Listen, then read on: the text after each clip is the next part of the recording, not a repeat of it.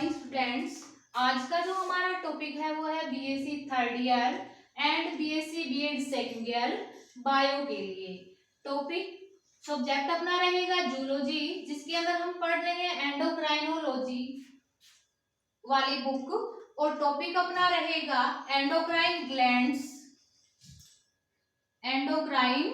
Glands यानी अंतःस्रावी ग्रंथियां। Part हम पढ़ेंगे इसका 10 नंबर पार्ट इसका अपन 10 नंबर पढ़ेंगे, और जिसके अंदर हमारा जो पॉइंट था वो क्या था, थायराइड ग्लैंड। हम पढ़ रहे थे functions of thyroid hormone, functions of thyroid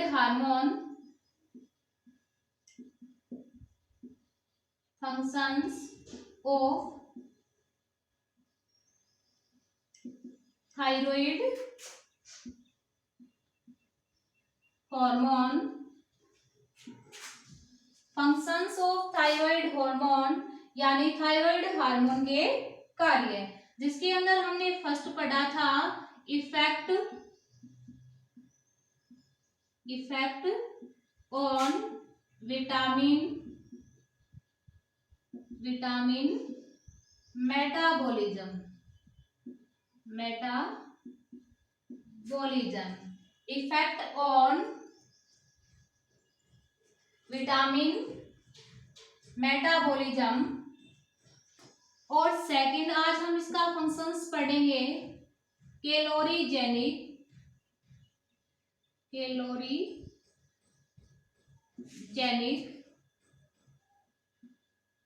effect यानी ऊष्माजेनिक प्रभाव।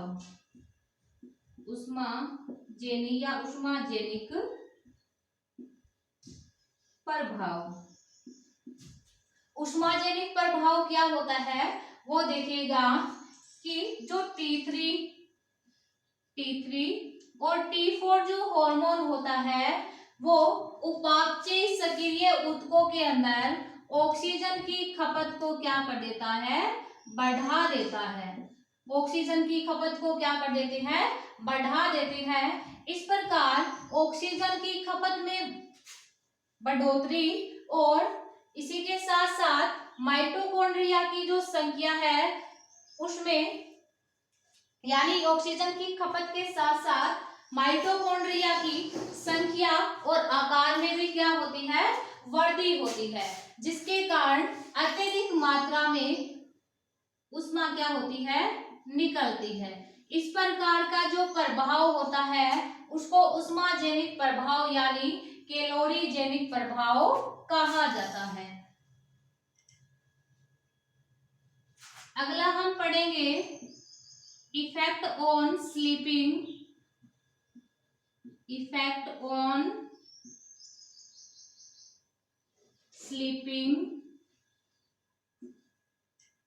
यानी नींद पर प्रभाव।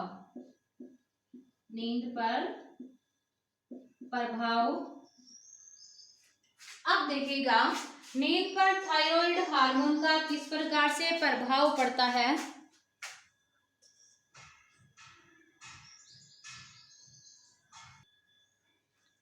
इफेक्ट ऑन स्लीपिंग यानी नींद पर प्रभाव। अब देखिएगा यदि थायराइड ग्रंथि के द्वारा थायरोक्सिन हार्मोन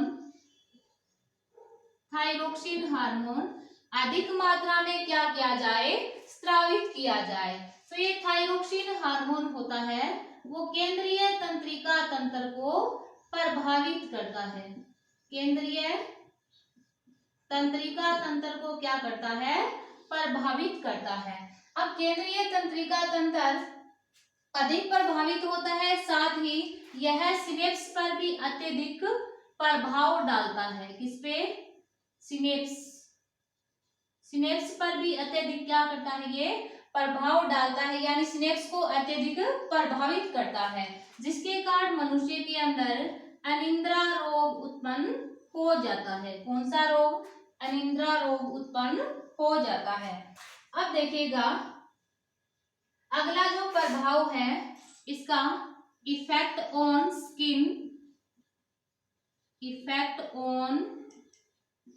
स्किन यानी त्वचा पर प्रभाव, त्वचा पर प्रभाव। अब देखिएगा थायराइड ग्रंथि के द्वारा यदि थायरोक्सिन हार्मोन, थायराइड ग्रंथि के द्वारा कौन सा हार्मोन, थायरोक्सिन हार्मोन अधिक मात्रा में क्या किया जाए, स्रावित किया जाए। अगर थायरोक्सिन हार्मोन अधिक मात्रा में स्रावित किया जाता है तो डिहाइड्रेशन, डिहाइड्रेशन बढ़ जाता है, यानी बॉडी का क्या होने लग जाता है, निर्जलीकरण होने लग जाता है, जिसके कारण पसीने के रूप में पानी क्या निकलता है, अधिक मात्रा में बाहर निकलता है। ठीक है, जिसके कारण हमारी बॉडी का टेम्परेचर होता है वो क्या हो जाता है, बढ़ जाता है। टेम्परेचर क्या हो जाता है, बढ़ जाता है। और यदि थायराइड ग्रंथि के द्वारा थायरोक्सिन हार्मोन क्या किया जाए, कम मात्रा में स्रावित किया जाए तो स्किन होती है वो क्या हो जाती है, शुष्क, इसके अलावा पीली हो जाती है। ठीक है, तो ये था इसका स्किन पर प्रभाव। अगला इसका इफेक्ट अपन को पढ़ना है, effect on reproductive organ, reproductive organ, effect on reproductive organ यानी जनन अंगों पर या जननांगों पर प्रभाव, जननांगों पर प्रभाव। जननांगों पर इसका किस प्रकार से प्रभाव पड़ता है वो देखिएगा कि जनन अंगों को किस प्रकार से यह प्रभावित करता है। अगला जो फंक्शंस है वो है इफेक्ट ऑन रिप्रोडक्टिव ऑर्गन, जननांगों पर प्रभाव, यानी थायरोक्सिन जो हार्मोन होता है वो जनन अंगों को भी क्या करता है, प्रभावित करता है। यदि थायरोक्सिन हार्मोन कम मात्रा में क्या किया जाए, स्रावित किया जाए, तो जो जनन अंग होते हैं वो क्या रह जाते हैं, अपरिपक्व रह जाते हैं, या फिर जो मेल का जो टेस्टिस होता है, जो टेस्टिस होता है वो क्या हो जाता है, अपहासित हो जाता है। टेस्टिस क्या हो जाता है, अपहासित हो जाता है।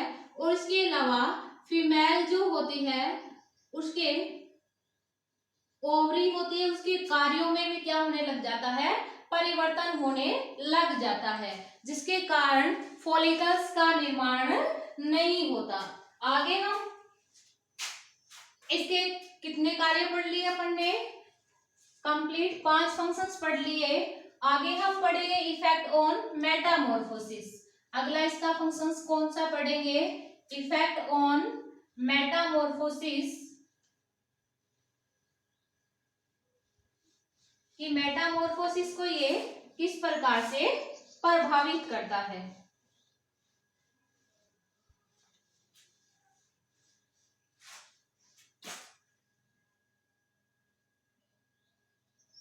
इफेक्ट ऑन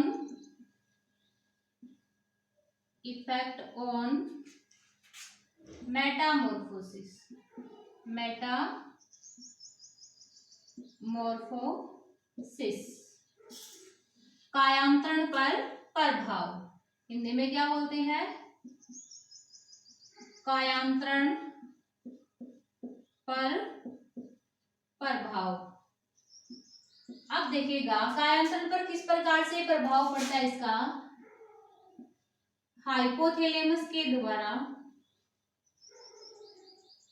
हाइपोथैलेमस के द्वारा स्रावित किया जाता है टीआरएच, टीआरएच जिसकी फुल फॉर्म क्या है, thyroid releasing, thyroid releasing hormone. ठीक है,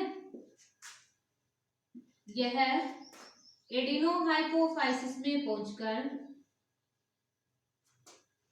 एडिनोहाइपोफाइसिस TSH, TSH स्रावित करने के लिए क्या करेगा, प्रेरित करेगा। TSH की फुल फॉर्म क्या है, थायराइड स्टिमुलेटिंग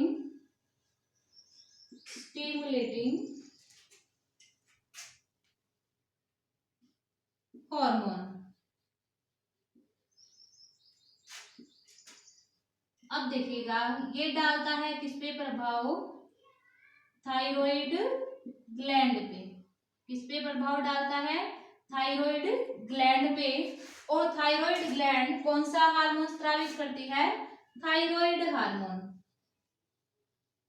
थायराइड हार्मोन क्या स्रावित करती है, थायराइड ग्रंथि थायराइड हार्मोन स्रावित करती है। ठीक है, अब देखिएगा थायराइड हार्मोन के प्रभाव के कारण tadpole larva of frog Metamorphosis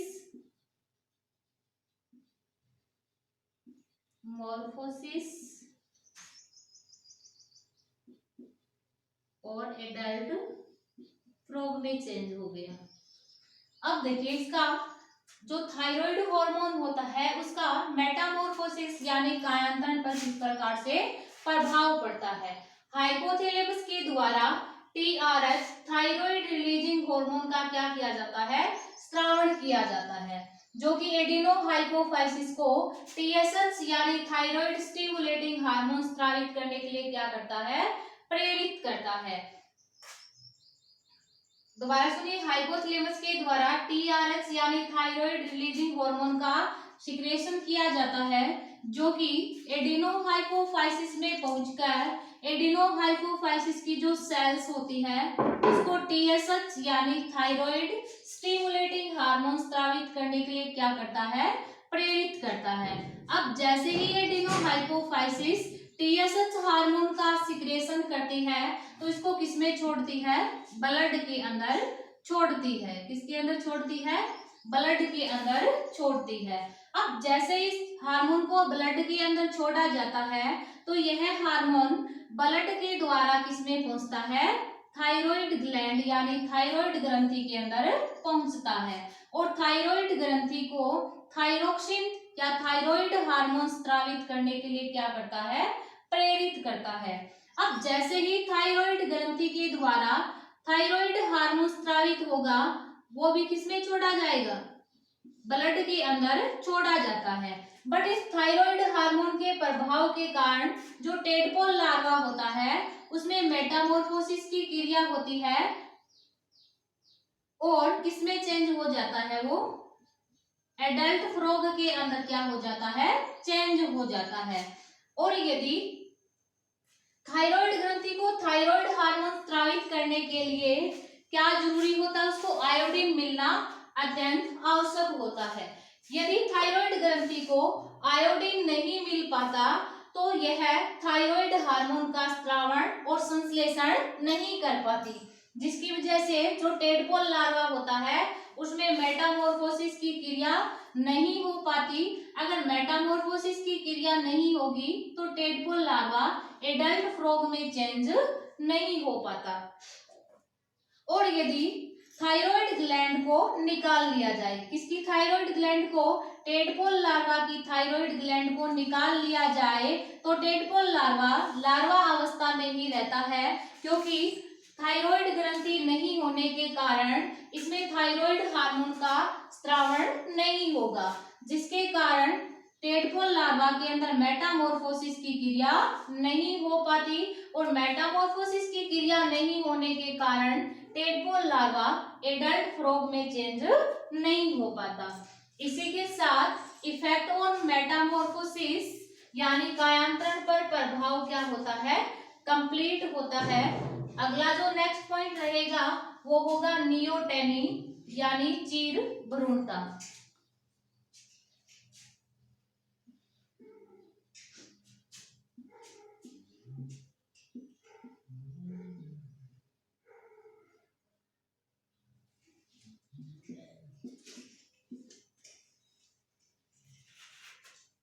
पूंछयुक्त उभयचर ऐसे होते हैं जिनके जो लार्वा होते हैं वो एडल्ट के अंदर चेंज नहीं होते।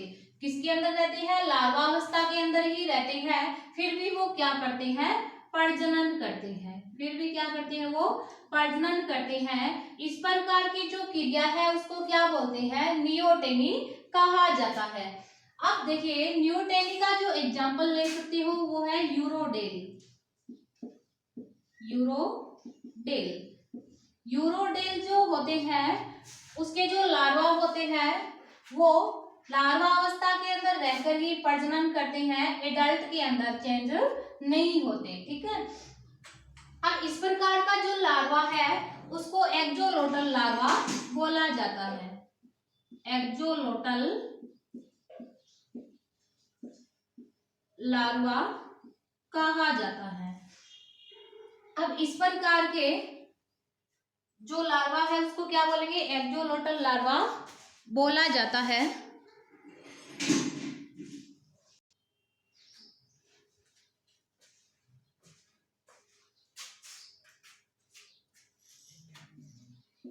उत्तरी अमेरिका के पहाड़ी क्षेत्रों के अंदर पाया जाने वाला एम्बाइस्टोमा का जो लार्वा होता है वो लार्वा अवस्था के अंदर ही रहता है, एडल्ट के अंदर चेंज नहीं हो पाता और ये लार्वा अवस्था के अंदर रहकर ही क्या करता है? प्रजनन करता है। इस प्रकार का जो लार्वा होता है उसको एक्जोलोटल लार्वा बोला जाता है। बट जो पहाड़ के नीचे वाले क्षेत्र में रहने वाला एम्बायोस्टोमा के जो लार्वा होते हैं वो एडल्ट के अंदर चेंज हो जाते हैं। बट पहाड़ी क्षेत्रों के ऊपर रहने वाले एम्बायोस्टोमा के जो लार्वा होते हैं वो एडल्ट के अंदर चेंज नहीं होते और ये लार्वा अवस्था के अंदर ही प्रजनन करने लग जाते हैं। यानी कहने का मीन ये है कि ये नियोटेनी की क्रिया को क्या करते हैं? प्रदर्शित करते हैं। अगला जो नेक्स्ट इफेक्ट है यानी इसका जो फंक्शंस है वो है effect on moulting. Effect on moulting यानी निर्मोचन पर प्रभाव। निर्मोचन पर प्रभाव। अब देखिएगा जो थायरोक्सिन हार्मोन होता है वो मोल्टिंग की क्रिया को प्रभावित करता है। इफेक्ट ऑन मोल्टिंग यानी निर्मोचन पर प्रभाव। थायरोक्सिन जो हार्मोन होता है वो मोल्टिंग की क्रिया को क्या करता है? प्रभावित करता है। यानी इस थायरोक्सिन हार्मोन की कमी के कारण यूरोडेल के अंदर मोल्टिंग की क्रिया नहीं हो पाती। ठीक है। इसमें थायरोक्सिन हार्मोन की कमी के कारण यूरोडेल के अंदर मोल्टिंग की क्रिया क्या हो जाती है? रुक जाती है। इसी के साथ functions of thyroid hormones complete होते हैं।